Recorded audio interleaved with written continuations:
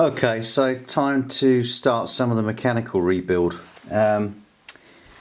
Obviously we've got this loose, we've got to change the pinch roller, change this bearing, change that bearing, and also I noticed that the solenoid, when it brings the pinch roller in, it doesn't really return very well, so that whole arm probably needs lubricating and cleaning up as well. Okay, so you need to take the pinch roller off the other side. There's a lot of gunk and crap on that for a start, but I've got a new one from EcoFix, so that'll be fine. There's a circlip to take off that shaft there. There's 4 mounting screws underneath, which you get to from the other side, and then the whole thing just lifts off like that. And again, there's a lot of sticky, oily gunk all around this shaft here and that, so we'll clean all this up and put some fresh oil on, and hopefully the whole thing will be a lot freer. Okay, that's all cleaned up and lubricated with some light machine oil, and that's nice and snappy now. This is the old pinch roller, looking worn out and a bit hard. This is what comes from EcoFix, nice green one. I've already cleaned this off with isopropyl alcohol. I'm going to put a little bit of light machine oil around the shaft.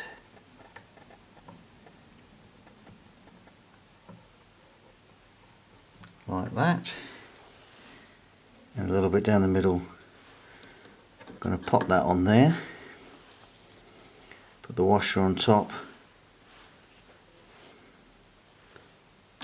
The black cover on.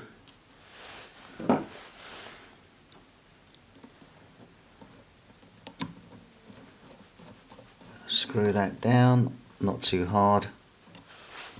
And that seems to be spinning quite nicely there. And then we get rid of this old one.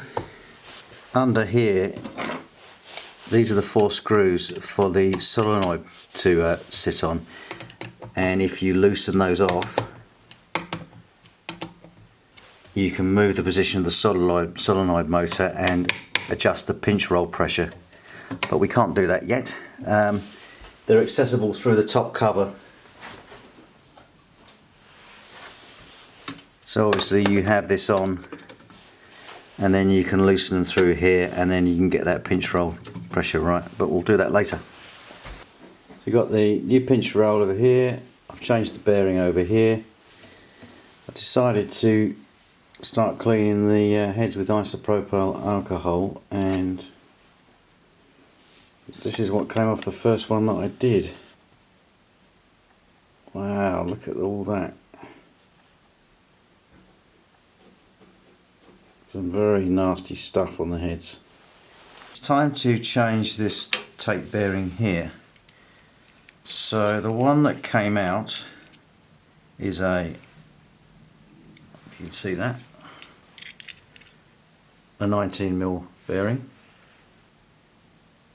a 626Z again, and then I've been supplied with a 22mm bearing and a 19mm bearing, because apparently some have 22 and some have 19. So this is the cover that goes over the top like that, and I looked at that and I thought, oh okay, I must have a 22mm bearing, but no, I've got the 19, and the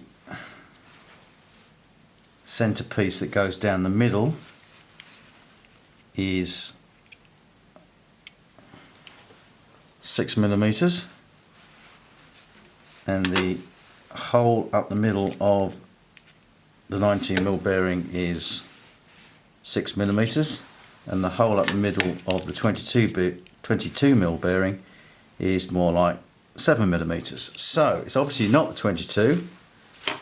I'm supposed to have a 19mm in here, and that's supposed to go in the middle.